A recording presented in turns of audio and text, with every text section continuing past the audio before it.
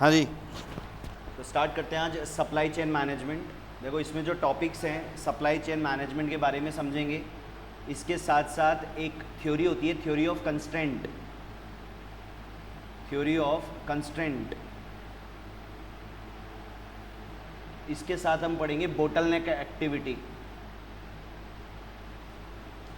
Bottleneck activity, ये तीन चीज़ें हैं जो हमें यहाँ पर पढ़नी है। सप्लाई चेन मैनेजमेंट उसी का ही पार्ट है, थ्योरी ऑफ कंस्ट्रक्ट, और वहीं से निकलता है बोटलनेक एक्टिविटी। ठीक है, तो सबसे पहले सप्लाई चेन मैनेजमेंट की बात कर रहे हैं। नाम से ही पता चल रहा है सप्लाई चेन। तो सप्लाई चेन का मतलब हो गया स्टार्टिंग प्रोसेस। क्या होता है किसी भी मैन्युफैक्चरिंग इंडस्ट्री का? रॉ मटेरियल प्रोक्योरमेंट, यानी रॉ मटेरियल परचेज करना। और एंड पॉइंट क्या होता है? ये तो हो गया स्टार्ट पॉइंट, और एंड पॉइंट क्या हो गया? एंड पॉइंट क्या हुआ? कस्टमर के हाथ में डिलीवर करना, goods deliver to the customer, ये इसका एंड पॉइंट हो गया। तो ये आपके एमसीक्यू में पूछ सकता है कि ऐसा कोई प्रोसेस है कॉस्टिंग में जिसका start point raw material procurement है और एंड पॉइंट डिलीवरी है, तो आप ये बताएंगे कि वो जो प्रोसेस है that is called supply chain management. ठीक है, तो अब इसके बीच का जो प्रोसेस है, इसके बीच की जो कहानी है, वो मैनेज करना ही सप्लाई चेन मैनेजमेंट कहलाता है। तो इसमें बहुत सारी चीज़ें आते हैं, इसमें ऑर्गेनाइजेशन, इंडिविजुअल, एक्टिविटीज़, रिसोर्सेज, सब आता है। तो हम यहाँ पर लिखेंगे, लिखिए, सब पहले ये नोट कर लीजिए, फिर लिखिए सप्लाई चेन मैनेजमेंट के बारे में।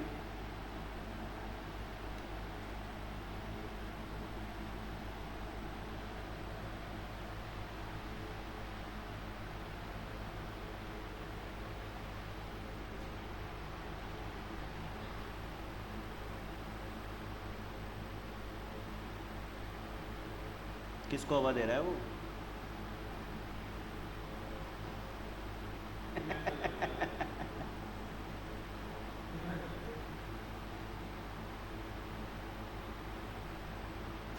इसको मत घुमा नीचे से, इसकी, हाँ ये घुमा, नहीं ये पूरे को ही घुमा, मतलब घुमा के हाँ, पूरे बॉडी को ही अपनी तरफ कर, नीचे से पूरा, हाँ हाँ उठा के, ये ऐसे ऐसे घुमा, हाँ अभी इधर ही रहेगा।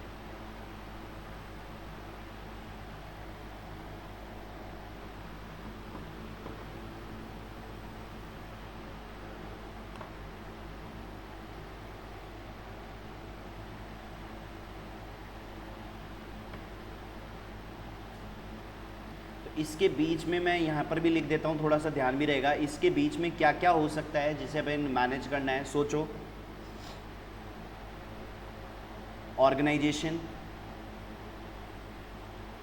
Organisation, resources, resources, activities, activities, technologies, technologies, logistic, logistic, इन सब को मैनेज करना ही क्या है? Supply chain management. इन सब को मैनेज करना ही supply chain management.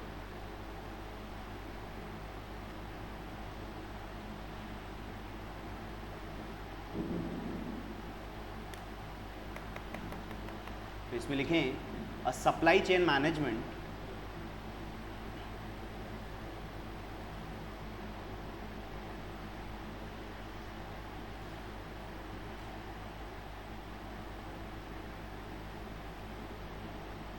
a supply chain management is a combined combination of supply chain management is a combined combination of individuals, comma, organizations,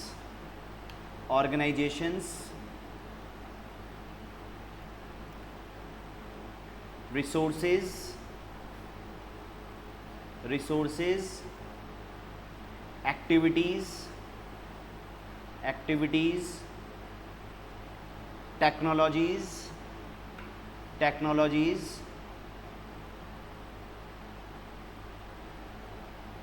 and logistic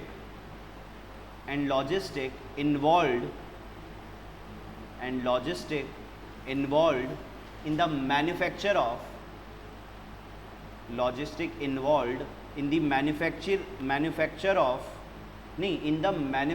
and sale of a product, or service.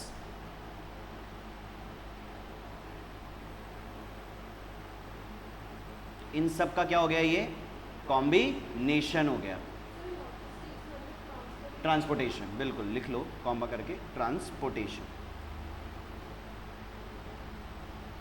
ठीक है, next लिखिए. A supply chain start with the delivery of raw material. A supply chain start with the delivery of raw material from a supplier. Delivery of a material from A supplier, यानी कि ये वाला point procurement वाला है ना, ये हो गया. From supplier to a manufacturer,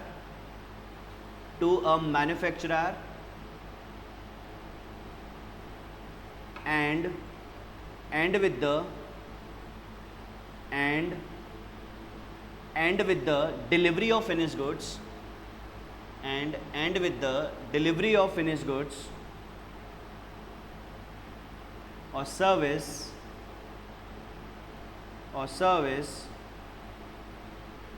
to the end consumer.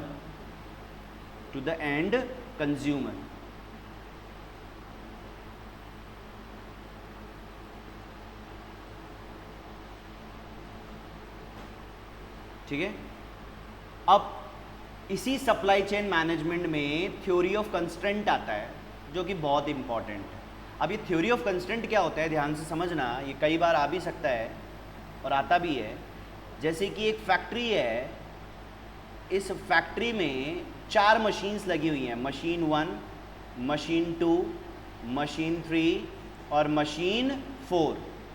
अब मशीन 1 जो है वो 10 यूनिट्स बनाती है पर आवर, 1 घंटे में. मशीन 2 भी जो है वो 10 यूनिट्स बनाती है पर आवर. मशीन 3 भी 10 यूनिट्स बनाती है पर आवर. लेकिन जो मशीन 4 है वो 8 यूनिट्स बनाती है पर आवर. यानी कि आपकी फैक्ट्री में जो रिसोर्सेज हैं उसकी जो अवेलेबिलिटी है वो क्या है, कम है. कंस्ट्रेंट मतलब लिमिटेड. तो अगर आपकी फैक्ट्री में ये मशीन 4 कम यूनिट्स प्रोड्यूस करती है, तो अब इस प्रोसेस को कैसे खत्म करना है, इस प्रोसेस को बोला जाता है theory of constraint. Limited factor हो गया ये. अगर आपको थोड़ा बहुत ध्यान हो कॉस्टिंग में तो आपने पढ़ा होगा, एक लिमिटिंग फैक्टर होता है, की फैक्टर जिसे हम बोलते हैं. लिमिटिंग फैक्टर, की फैक्टर. अब होगा क्या, ऐसा तो है नहीं कि मैं मशीन 4 को लेके बैठ जाऊं, अच्छा ये तो 8 यूनिट बनाती है. नहीं, मैं मेरे रिसोर्सेज को बेस्ट यूज करूंगा. तो अब मैं जब इसको खत्म करने की कोशिश करूंगा, रिड्यूस करने की कोशिश करूंगा, उस प्रोसेस को बोलते हैं बोटलनेक. उस प्रोसेस को क्या बोलते हैं, बोटलनेक. तो इसको लिंक करने की कोशिश करना. सप्लाई चेन मैनेजमेंट से क्या निकल के आया, theory of constraint. Theory of constraint क्या है, लिमिटेड फैक्टर, लिमिटेड रिसोर्सेज, कि आपकी फैक्ट्री में सभी मशीन्स अच्छा काम कर रहे हैं, सभी लेबर्स अच्छी काम कर रही है, लेकिन कुछ पर्टिकुलर लिमिटेड है, रिसोर्सेज की कमी है, वो क्या कहलाती है, थ्योरी ऑफ कंस्ट्रेंट. और इस थ्योरी ऑफ कंस्ट्रेंट को खत्म करने के लिए जो मैं एक्टिविटी यूज करूंगा वो कहलाएगा बोटलनेक. वो क्या कहलाएगा, बोटलनेक. ठीक है, यहां तक नहीं है समझ में भाई. ये जो मशीन 4 है, ये मशीन 4 कितनी बना रही है, 8 यूनिट्स बना रही है. अब क्यों बना रही है ये 8 यूनिट, वो पता किया है मैंने. मैंने मेरे रिसोर्सेज का पता किया कि साहब मेरी फैक्ट्री में जो भी काम होता है वो कैसे कैसे काम होता है। तो मैंने पता किया मशीन 1, मशीन 2, मशीन 3 अच्छा चल रही है, लेकिन जो मशीन 4 है वो क्या कर रही है, कम यूनिट प्रोड्यूस कर रही है। तो ये प्रोसेस का पता करना क्या कहलाया, थ्योरी ऑफ कंस्ट्रेंट। क्या कहलाया, थ्योरी ऑफ कंस्ट्रेंट। जहां मैंने पता किया कि मेरे रिसोर्सेज लिमिटेड है, मेरे कुछ रिसोर्सेज क्या हैं, लिमिटेड है। अब उस लिमिटेड रिसोर्सेज को क्या करूंगा, रिड्यूस करूंगा, खत्म करूंगा, उस प्रोसेस को बोलेंगे बोटलनेक। उस प्रोसेस को क्या बोलेंगे, बोटलनेक। ठीक है यहां तक, ओके। तो एक बार ये चार्ट आप उतारिए, फिर मैं इसमें लिखवा देता हूं आप लोगों को। उतारिए चार्ट एक बार।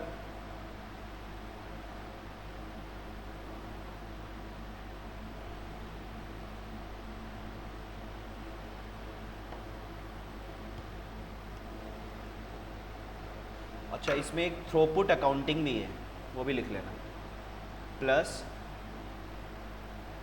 Throughput accounting.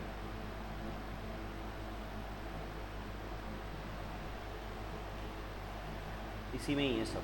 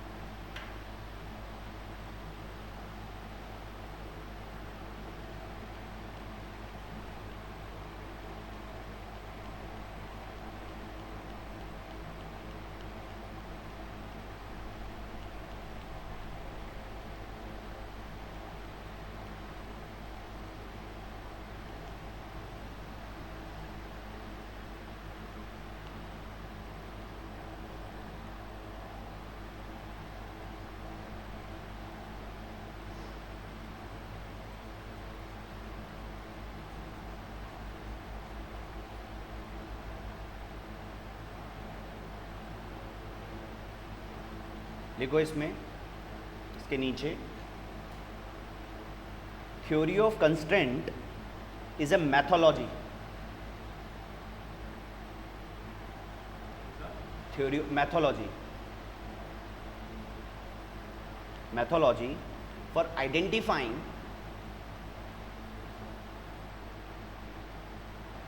methodology for identifying the most important limiting factor. Theory of constraint is a methodology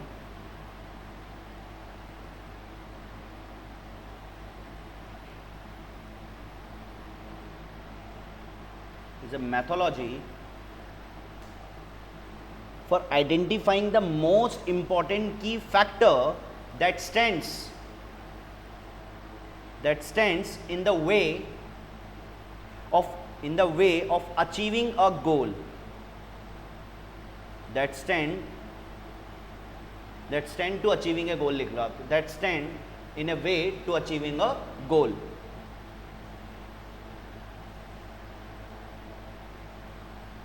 And then systematically, इसके आगे कंटिन्यू में, and then systematically improving that constraint, and then systematically improving that constraint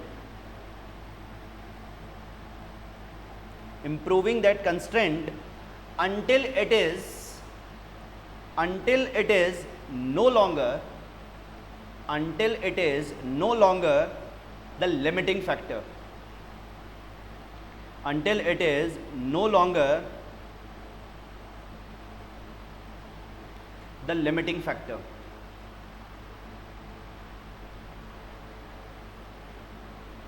अब पढ़ो इसको एक बार वापस से, देखो क्या कहने की कोशिश कर रहा हूं।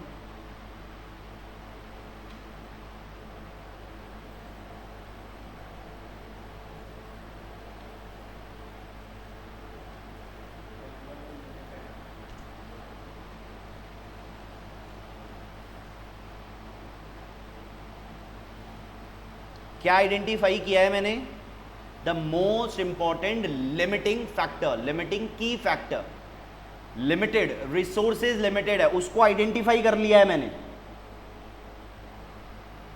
ये प्रोसेस कहलाता है थ्योरी ऑफ कंस्ट्रेंट। ठीक है, फिर इसको सिस्टमैटिकली जो है हम क्या करेंगे, इम्प्रूव करेंगे, ख़त्म करने की कोशिश करेंगे ताकि जो हमारा टारगेट है, अचीवमेंट है, वो कंप्लीट हो पाए।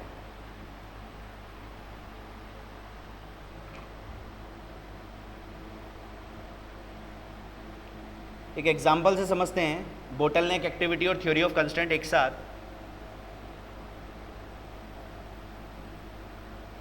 थ्योरी ऑफ कंस्ट्रेंट कोई मतलब आप ये मान के चलिए थ्योरी ऑफ कंस्ट्रेंट और बोटलनेक में कोई फर्क नहीं है, दोनों सेम बातें हैं। थ्योरी ऑफ कंस्ट्रेंट बोल लो, बोटलनेक बोल लो, एक ही बात है। रिसोर्सेज का पता करना, रिड्यूस करना, ये सब बोटलनेक और थ्योरी ऑफ कंस्ट्रेंट का प्रोसेस होता है। ठीक है, अब आप इसमें लिखिए एक एग्जाम्पल है ये हाँ हाँ, सप्लाई चेन मैनेजमेंट तो ओलिवर ने लिखा था, सप्लाई चेन मैनेजमेंट तो उसी से ही निकल के आया होगा।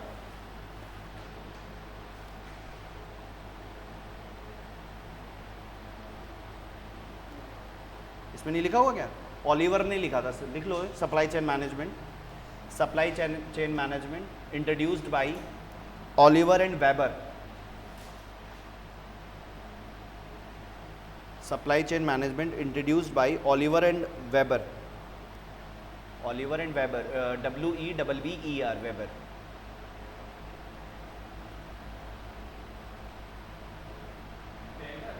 Weber Webber W Webber, WEBBER।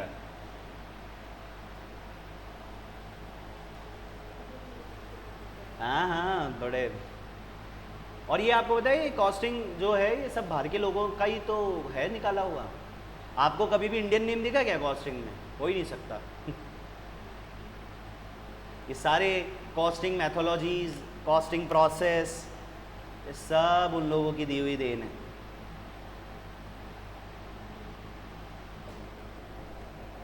अब इसके नीचे एग्जाम्पल से पहले एक लाइन और लिखो जो आपको मैंने अभी अभी लिखवाई थी थ्योरी ऑफ कंस्ट्रेंट में।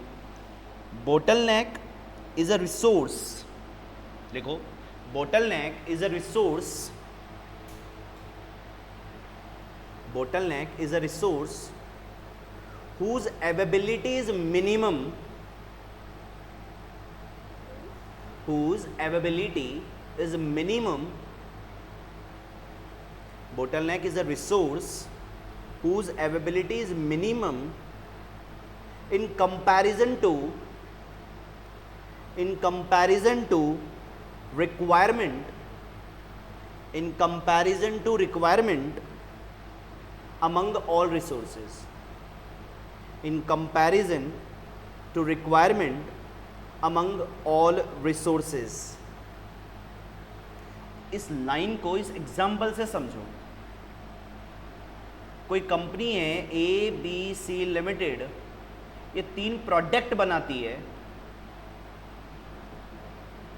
A, B और C, ये मान लेते हैं। इनके जो प्रोडक्ट हैं वो हैं, एक A है, एक B है और एक C है।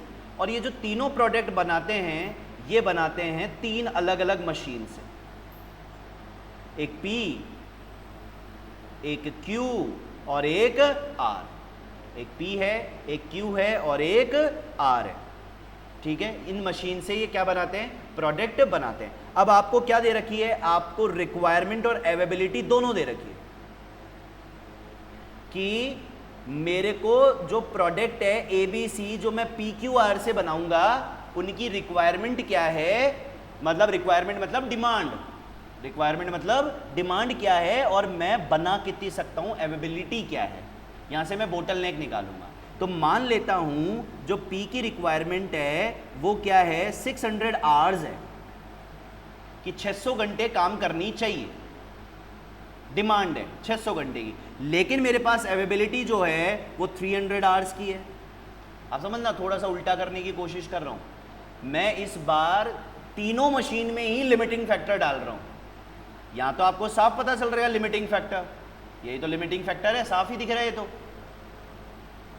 कि बाकी मशीन तो अच्छा काम कर रही है, नहीं कर रही तो निकल के लिमिटिंग। ऐसे नहीं आएगा, आपको हर मशीन में लिमिटिंग फैक्टर देगा। ये भी कम काम कर रही है अपनी अवेलेबिलिटी से, ये भी कम काम कर रही है, ये भी कम काम कर रही है और ये भी कम काम कर रही है। अब इन चारों में आपको क्या निकालना है? हाँ, जो सबसे कम ज़्यादा लिमिटिंग फैक्टर वाला रिसोर्स है वो कहलाता है बोटलनेक, है ना। तो अब आपको यहाँ 600 आवर्स है तो 300 आवर्स हो गया, यहाँ ये काम कर रही है 200 आवर्स और अवेलेबिलिटी है मान लो 40 आवर्स की। यहाँ पर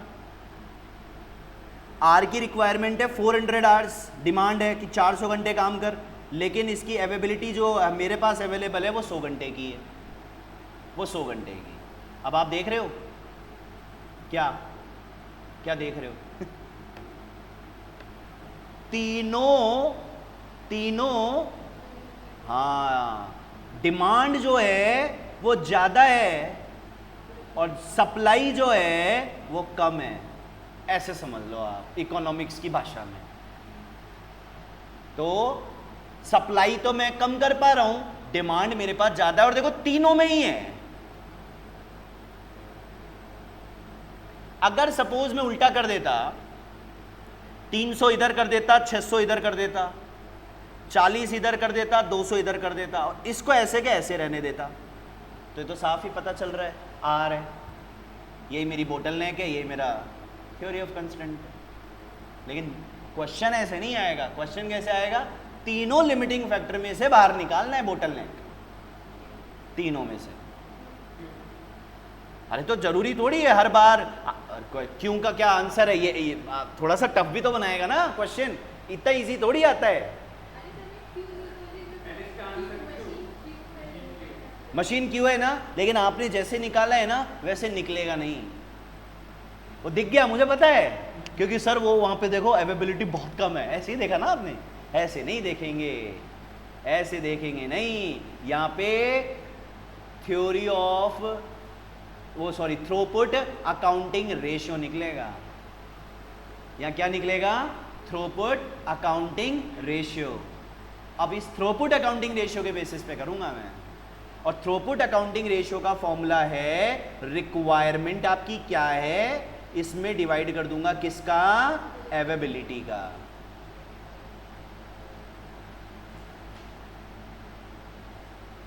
तो एक रेशियो निकल के आएगा। तो इधर कितना आ रहा है रेशियो?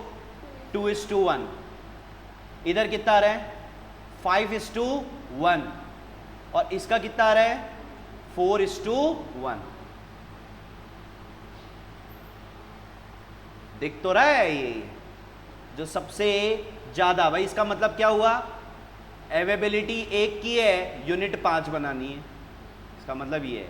अवेलेबिलिटी 1 की है तो यहां यूनिट 2 बनानी है तो ये भी की फैक्टर है, तो ये भी की फैक्टर। भाई अवेलेबिलिटी कम है ना, रिक्वायरमेंट ज्यादा है, और यहां 1 पे 4 बनाने का काम आया है। बना 1 सकता हूं, डिमांड 4 की आई है। यहां इस मशीन से बना 1 सकता हूं, डिमांड 5 यूनिट बनाने की आई है, और यहां बना 1 सकता हूं, डिमांड 2 यूनिट बनाने की आई है। तो सबसे ज्यादा की फैक्टर कहां पर है? लिमिटेड रिसोर्सेज सबसे ज्यादा कौन सी मशीन में है? क्यू में। ये सबसे ज्यादा क्या है? लिमिटेड रिसोर्सेज वाली मशीन है। यहां पर रिसोर्सेज मोर लिमिटेड है, मोर लिमिटेड। इसलिए इस एक्टिविटी को बोला जाएगा बोटलनेक, इसे बोला जाएगा बोटलनेक। तो हो सकता है आपसे एमसीक्यू में पूछे बोटलनेक बताओ भैया। अब आप सोचेंगे साला बोटलनेक, ये बोतल में से कुछ निकालना है क्या? ठीक है, आता है ये सब लड़के सोचते हैं है ना। तो रिक्वायरमेंट अवेलेबिलिटी, इसके बेसिस पे आपको क्या निकालना पड़ेगा? TAR, थ्रूपुट अकाउंटिंग रेशियो, और ये जो हायर रेशियो होगा वो आपका बोटलनेक होगा। लिखो तो एग्जाम्पल। अब जो मैंने अभी अभी वो लिखवाया आपको एक लाइन, वो क्या है देखो, वापस पढ़ो। बोटलनेक इज अ रिसोर्स, आगे whose availability is requirement। देख लो ना, whose availability, ये देखो इधर, whose availability is minimum comparison to the requirement, that's called bottleneck।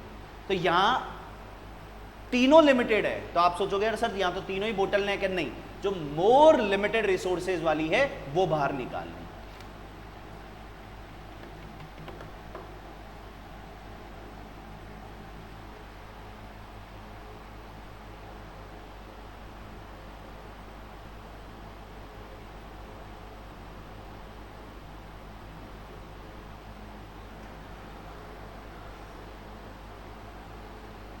तो यहां से थ्रूपुट अकाउंटिंग रेशियो भी आ गया TAR।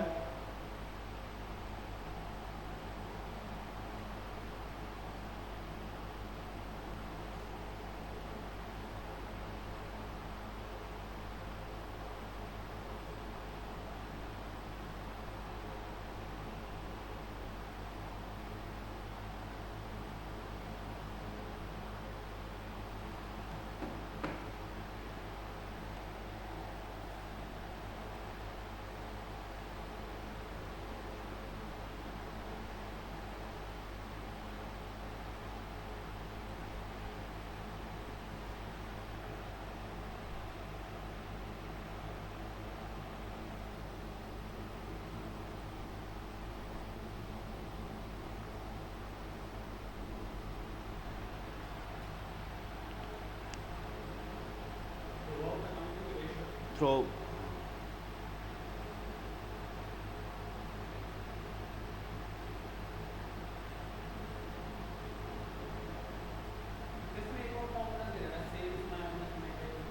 आ रहा हूं उस पर। एक्सेप्ट लेबर,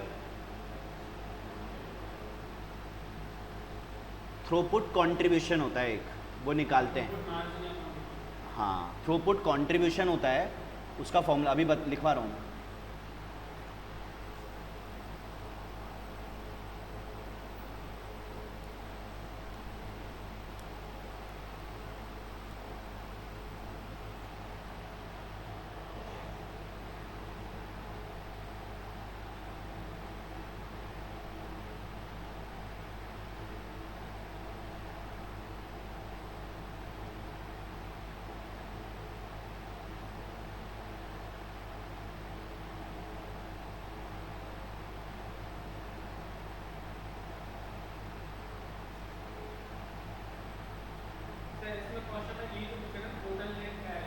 बोटलनेक रिसोर्सेज कौन से हैं?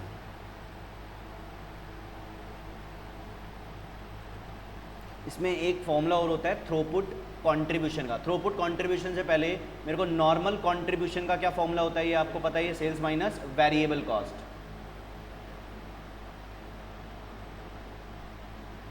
राइट, अब इस वेरिएबल कॉस्ट में कौन कौन सी कॉस्ट इंक्लूड होती है? इसमें आपका मटेरियल आता है, इसी में आपकी लेबर भी आती है, और इसी में आपके ओवरहेड भी आते हैं। ओवरहेड में तीनों ओवरहेड की कॉस्ट आती है, यहाँ पर तीनों आती है क्या? पूछ रहा हूँ, तीन ओवरहेड कौन से होते हैं? Factory, office, selling and distribution, बिल्कुल तीनों की आती है। लेकिन थ्रूपुट जो कंट्रीब्यूशन है ये थोड़ा अलग तरीके से चलता है। पता है, थ्रूपुट में उस ऑथर का ये मानना था कि लेबर तो फिक्स होती है। उसने देखा होगा ऐसा कि लेबर तो काम करो, चाहे 1 यूनिट बनाओ, चाहे 10 यूनिट बनाओ, चाहे 15 यूनिट बनाओ, मैं तो फिक्स्ड सैलरी पे रखता हूं, तो लेबर तो भैया फिक्स्ड है। तो थ्रूपुट कंट्रीब्यूशन में वेरिएबल कॉस्ट में आपको हटा देना है क्या? Labour, except labour.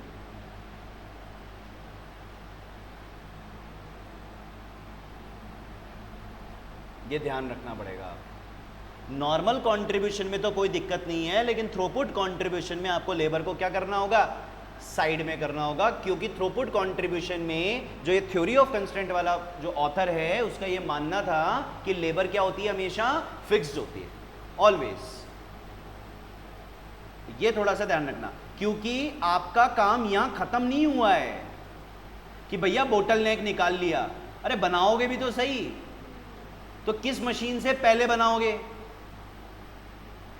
किस मशीन से दूसरे नंबर पे बनाओगे, किस मशीन से तीसरे नंबर पे बनाओगे, तो रैंक भी तो निकालोगे। तो रैंक जो निकलता है वो थ्रूपुट कंट्रीब्यूशन के बेसिस पे निकलता है।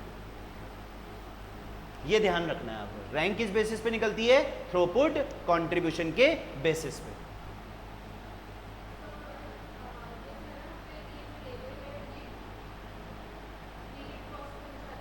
हाँ बिल्कुल, वन टाइम पेमेंट कर देते हैं भाई। अगर नॉर्मल कंट्रीब्यूशन की बात करूं तब तो हम लेबर को हमेशा क्या मानते हैं? Variable cost. लेकिन थ्रूपुट कंट्रीब्यूशन में आपको लेबर को फिक्स मानना है।